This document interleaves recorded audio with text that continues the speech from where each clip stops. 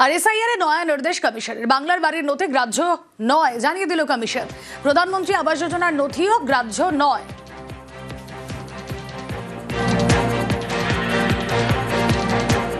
Election commission SIR প্রক্রিয়াতে সম্পূর্ণভাবে যা করেছেন তার সমস্ত সিস্টেম বলা আছে। এবারে সিস্টেমের বাইরে বিহার যায়নি, আপনি যাবেন কেন? ইলেকশন কমিশনের কোনো ফাইল মুখ্যমন্ত্রীর টেবিলে যায় না, ওটা সরাসরি এক্সিকিউট করতে হয় অ্যাডমিনিস্ট্রেশনকে, যার নেতৃত্ব দেন চিফ সেক্রেটারি। এখানে মনোজ পন্থ থেকে নন্দিনী চক্রবর্তী এরা ইলেকশন কমিশন সংক্রান্ত সমস্ত ফাইল মুখ্যমন্ত্রীর কাছে পাঠান এবং মুখ্যমন্ত্রী সরাসরি হস্তক্ষেপ করেন, যেটা ভারতবর্ষের কোনো রাজ্য হয় না এবং জাতীয় নির্বাচনের সময় প্রধানমন্ত্রীও করেন না। তাই ইলেকশন কমিশন এই প্রথম টাইট দেওয়ার ব্যবস্থা নিয়েছেন এবং মুখ্যমন্ত্রী যা করছেন পুরো এসআইআর প্রক্রিয়াতে বাংলাদেশি মুসলিমদের এবং রোহিঙ্গাদের বাঁচানোর জন্য করছেন।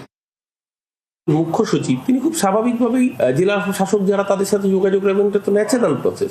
নির্বাচন কমিশন তার এখতিয়ারের বাইরে গিয়ে বলছে নির্বাচনী বিধি নাকি ভেঙেছেন তারা। নির্বাচনী বিধি তখন থেকেই কার্যকর হয় যখন থেকে ইলেকশন অ্যানাউন্স হয়। এমসিসি তখন থেকেই চালু হয়, মডেল কোড অফ কন্ডাক্ট যখন নির্বাচন ঘোষণা হয়ে যায়। উল্টে রাজ্যের মুখ্য সচিব নন্দিনী চক্রবর্তীকে নির্বাচন কমিশন ডেকে পাঠাচ্ছে দিল্লিতে। এটা পারে নাকি নির্বাচন কমিশন? তার কোনো এখতিয়ার আছে? বরং রাজ্য প্রশাসন সহযোগিতার মনোভাব নিয়ে চলছে বলেই এই অসভ্যভাবে অন্যায়ভাবে ডাকার পরেও নন্দিনী চক্রবর্তী গিয়েছেন।